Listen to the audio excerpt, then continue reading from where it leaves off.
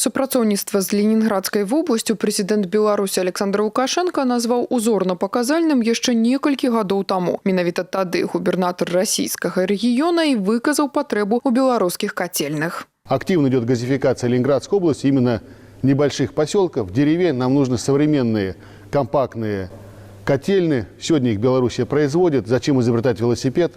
Как сказал президент, мы будем покупать то, что есть, тем более очень хорошее соотношение цена-качество. Ад прапановы да рэалізацыі прайшло немало перагавораў, але тым не менш аб'екты гатовы адправіцца да сваіх уладальнікаў. Расійскія калегі прызнаюцца, у большасці спрацавала так званае сарафаннае радыё. Аб якасці котельных под знаком «белорусская» чулі давно. Очень хорошее качество продукции, поэтому очень важно, особенно котельные, которые работают на нефтепродуктах. Здесь особые технические условия, поэтому мы не сомневаемся. Дагэтуль расіяне немало котельных куплялі ў Фінляндіі. Тут ужо было пытанне больш лагістычнае, бо фіны былі літаральна пад бокам. Але яны спынілі гандлёвыя зносіны з Ленінградскай вобласцю, тым самым адкрыўшы новыя перспектывы для беларусаў.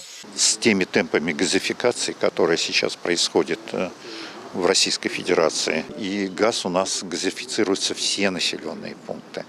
Вот даже эта программа 110 котельных позволит Ленинградской области с перевода с мазута, с угля сэкономить 1,5 миллиарда российских рублей в год.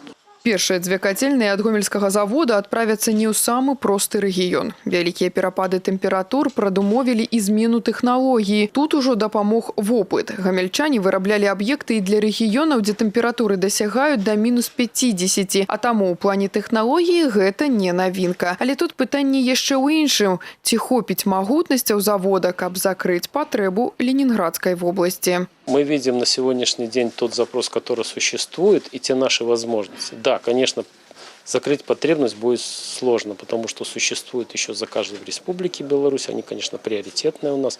Поэтому что это дает для нас? Для нас это определенное развитие, расширение.